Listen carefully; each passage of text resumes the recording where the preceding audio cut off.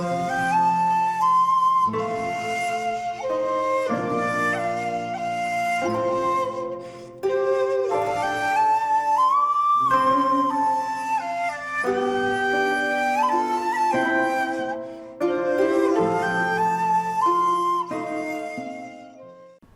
there, this is Solitude from Solitude Films, and welcome to another video. This is a response video to SJS Arts, who did a favourite albums of 2021 video. So that just got me thinking I would do the same. Now obviously his list is a lot longer than the albums I'll show here. I didn't actually buy that many albums from the year 2021, but I'll show them off in no particular order, and then I'll just go through a few bands that I got into in the year 2021. So just start off, like I say, there's no particular order. So start off with Julian Baker and her third album, Little Oblivions. This is another lovely singer-songwriter in the miserable vein, which is the kind of singer-songwriters that I enjoy. Can't imagine why.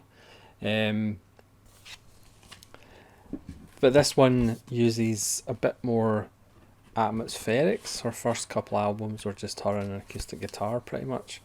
But she's kind of broadening her sound out a bit. But don't worry, it's still miserable. Next is the Wild Hearts, 21st Century Love Songs. Perhaps not as good as their quote-unquote comeback album, The Renaissance Men.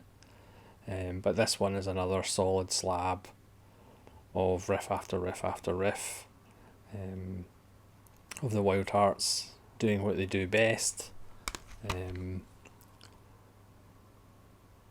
It's just so good. Ginger and the boys seem to have settled down from all their drama away from the stage and all their drug addictions, and I've produced another classic Wild Hearts sounding album. They've released so much stuff and it's always pretty much high quality, and this one is no different. The usual sarcastic take on typical love songs. Next might be my favourite album of the year, St Vincent's Daddy's Home.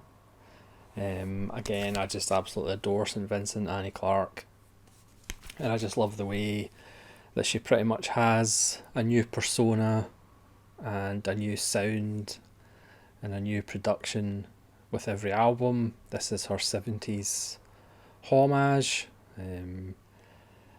Some songs based around visiting her dad in prison, as the title of the album and one of the songs suggests. Again, she just shows off her wonderful voice and her amazing guitar playing. There's kind of Pink Floyd type sounds in this. So she's done a 70s inspired album that isn't just a rip-off of 70s albums. She brings her own unique sense of humour, and it's just about perfect. My one gripe with it is there's 3 interludes of her humming for about 30 seconds, which I feel she could have left out, but then and listened to her interviews, that was actually a homage to her mother, who used to do that round the house. She would hum away to herself, so that's why she included it in the album, so I can't really complain too much about it. It's just another beautiful album by St Vincent. Again, a different sound to Mass Seduction, a different look for St Vincent from Mass Seduction, and then before that our self-titled album with a completely different sound and a completely different production. She is a bit of a chameleon, but she just keeps making wonderful records, CDs. Next is Gary Numan and Intruder. This follows on from Savage, which when I first heard it absolutely blew me away. It's in my favourite albums of all time list, which followed on from Splinter. Again, this one isn't perhaps as good as the other two, but it's still pretty wonderful. You can still hear that kind of Trent Reznor influence. Again, if you don't know, Trent Reznor was actually his kind of representative when Gary Numan took American citizenship. And they're close friends, which is wonderful because 9 Inch Nails and Trent were highly influenced by Gary Numan's music, and Gary Numan is now in his later years kind of influenced by Trent Reznor's music. That's Intruders. Next is Red Fang with Arrows. These guys are kind of stoner groove doom. Their production is usually always kind of muddy, and this album is no different.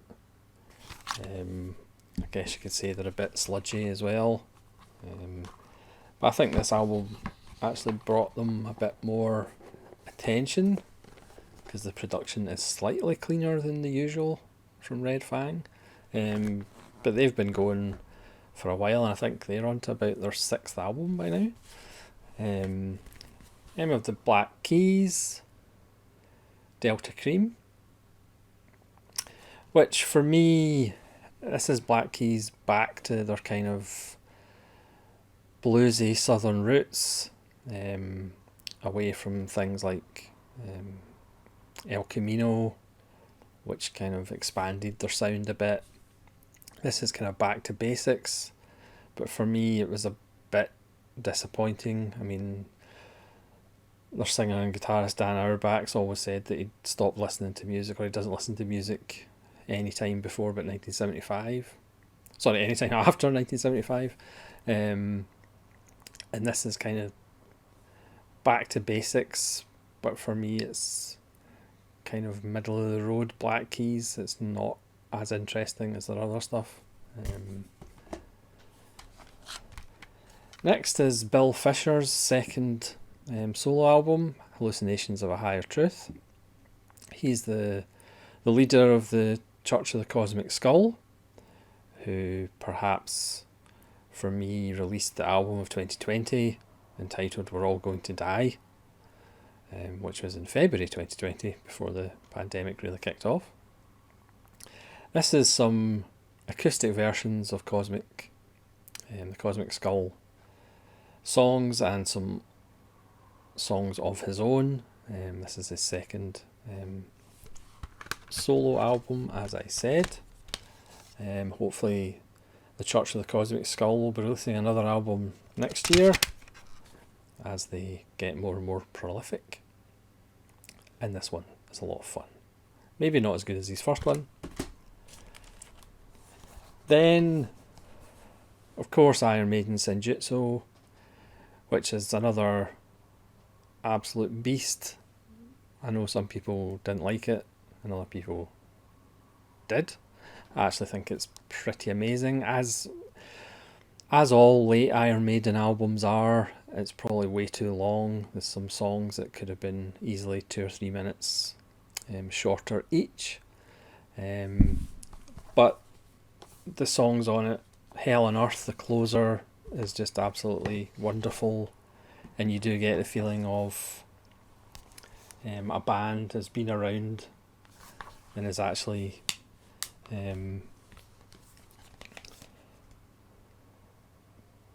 telling us all through experience. Darkest Hour is one of the Iron Maiden songs that actually almost made me weep. It's just so powerful. But again, there's a lot of songs that probably could have been a few minutes shorter, but that's a minor gripe. I mean, we should be thankful Iron Maiden's still making records and still making really good albums. For me, this might be their best since the glory days of the 80s. Well, that might be controversial,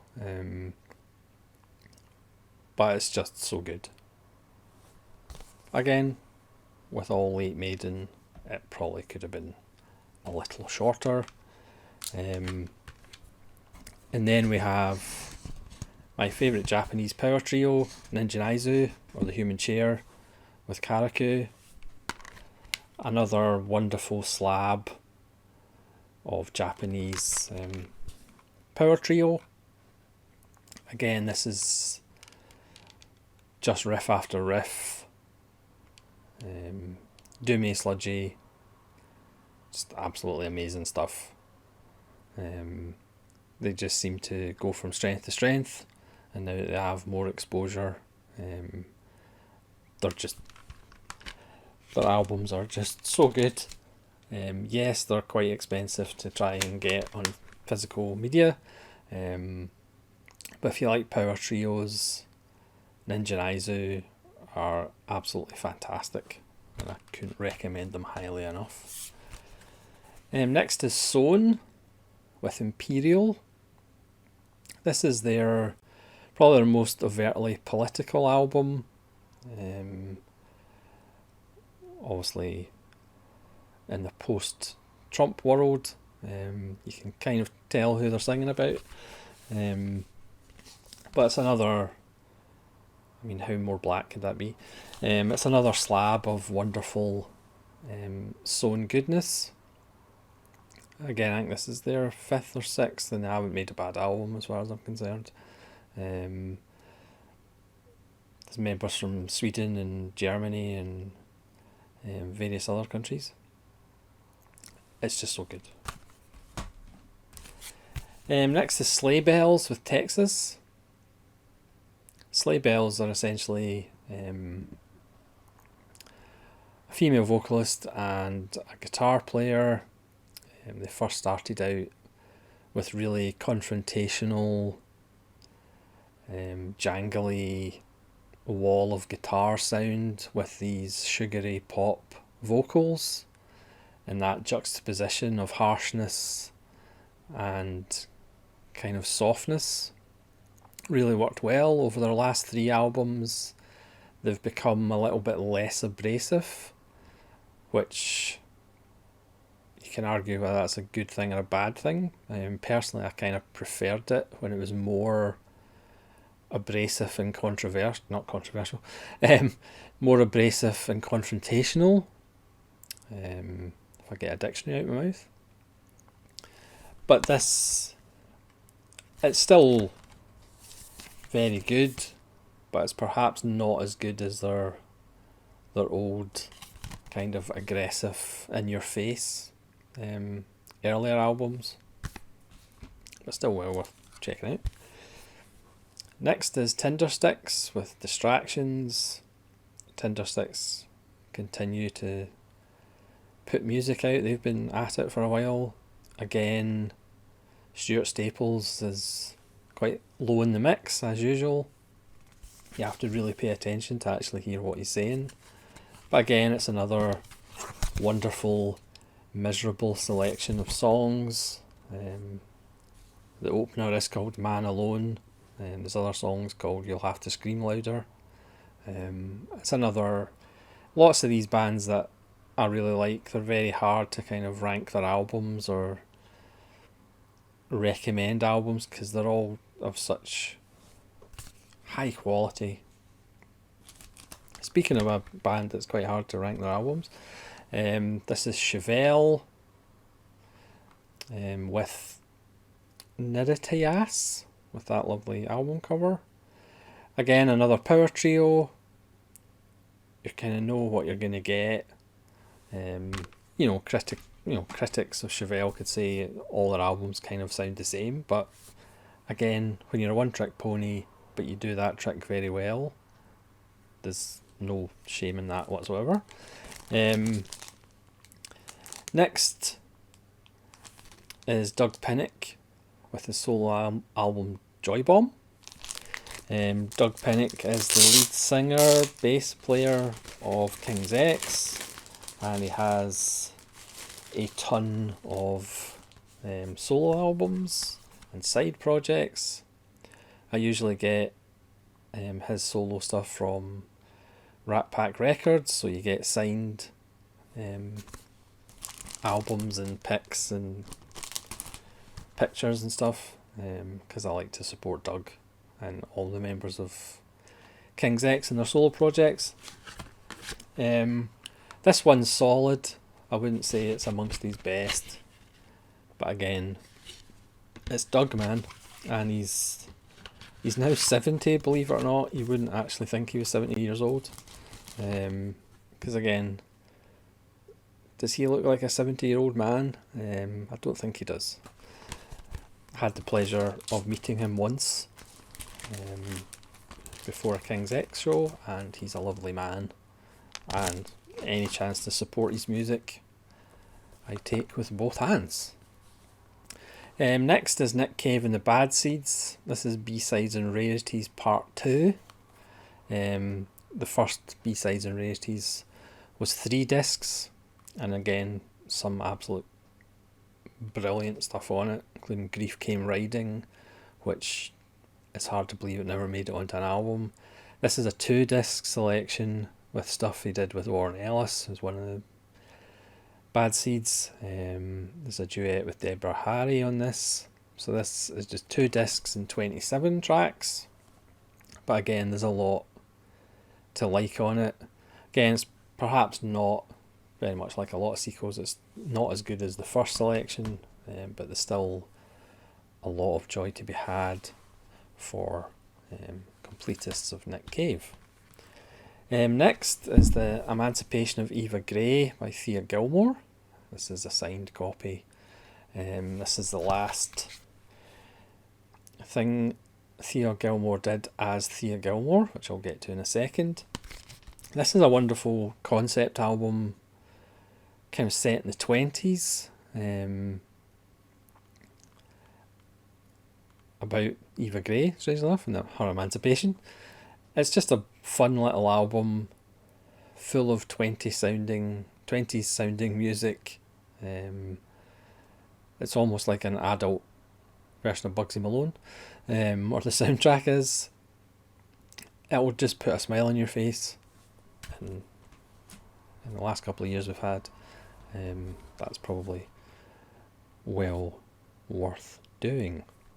And next is Afterlight, which is what Thea Gilmore will now be known as, and will now release music as Afterlight.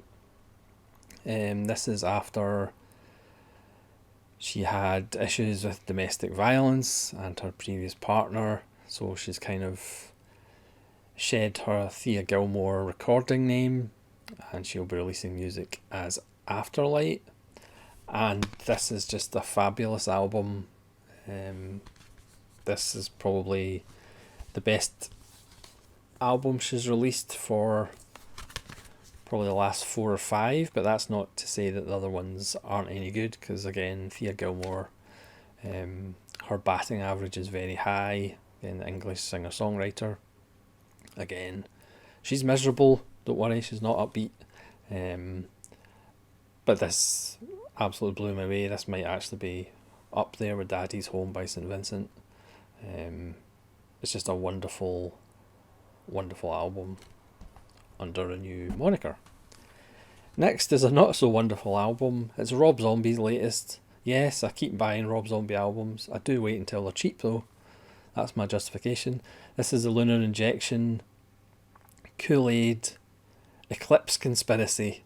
He always has these ridiculous titles and wonderful artwork. But this one, the songs are actually pretty much outnumbered by the little interludes, which is always a sign that you don't actually have that much material to make an album. there's still some fun tracks. Crow Killer Blues is probably the best thing on it. But it's a Rob Zombie album, which you probably know what to expect from a Rob Zombie album. Always best to wait until they're about a fiver before you buy them. Never buy them full price. Next is an album that I normally wouldn't have bought. This is Halsey. If I Can't Have Love, I Want Power. Apparently Halsey is very big in the pop world. I'd never heard of her before. But the reason I bought this, again, I picked this up cheap, is because it's produced by Trent Reznor, Nine Inch Nails, and Atticus Ross, who has done obviously film soundtracks together. So because they produced it, and because I'm a Trent Reznor fan and completist, I picked this up. The first half to me really isn't that good. Lyrically it's not that interesting, and musically it's not that interesting, but the second half really picks up, and I would say the lyrics get better, and the lyrics are perhaps not Nine Inch Nails lyrics, but the lyrics do get better and a bit darker, and the music is more interesting in the second half. So it's almost as if, they put the kind of mainstream kind of hit material in the first half, the more kind of accessible and straightforward stuff, and then the second half really gets a bit darker and a bit more interesting.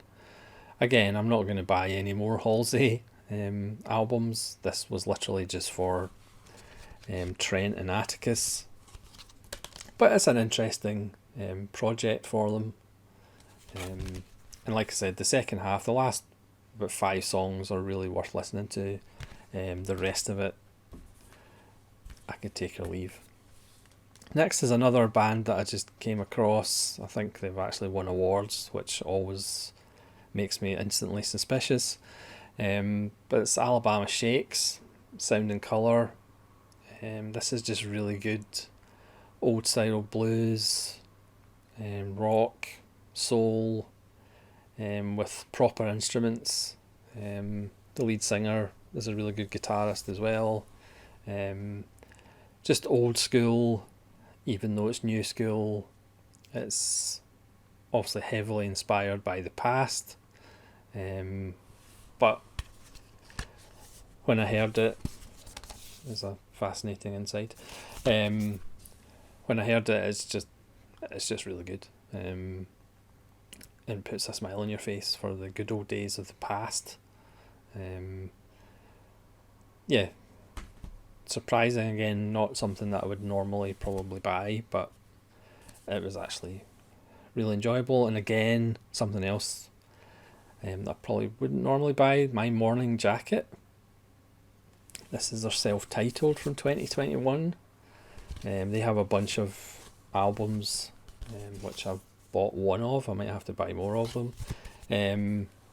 This is really kind of laid back southern kind of rock pop. Again, not something that I'm a particular fan of, but they really just, it's really pretty good. The opener regularly scheduled programming is wonderful. So I might actually have to go back and get more of their stuff, because what sounds good just sounds good, regardless of who's doing it. The singer does have a lovely voice, and it's just kind of laid back, gentle stuff. So again, not a huge list of albums from 2021 that I've bought. I still need to pick up some Devin Townsend. I still need to pick up the Smith Kotzen collaboration album. There's a Monster Magnet album that I'll probably pick up at some point when it gets cheaper as well. But some of the bands that I got into in 2021, one of them is Nails. which I guess is kind of death metal by category. All they are is, I remember watching the video for You'll Never Be One of Us. This is their latest album, You'll Never Be One of Us, from 2016. The first time I heard it, it was just like a blast in your face, and then a few months later I went back to it, and then I kind of connected to it. It is music that you have to kind of listen to a few times before it kind of clicks, but it's wonderful for travelling in public transport. I think this album's something like 24 minutes, and one of the songs is 8 minutes, so you do the math. And they also have Unsilent Death, which I think is something like 18 minutes. I could be wrong. Their songs are just basically blasts in your face. And Abandon All Life, which is a lovely sentiment. Again, probably shouldn't like it, but they are rather good for certain situations. Another band is Kill or Be Killed, which is a supergroup from Max Cavalera, who's in Sepultura and Soulfly and Cavalera Conspiracy, and the singer from Dillinger Escape Plan, and the bass player from Mastodon. They all take turns screaming and shouting, but Max usually comes in with a big fat riff at some point during songs. And both their albums are a lot of fun, especially Curb Crusher. It's a wonderful happy tune. Again, and as quote unquote supergroups go, both those albums are a lot of fun. All the three vocalists kind of find their niche of what part of the song they perform at.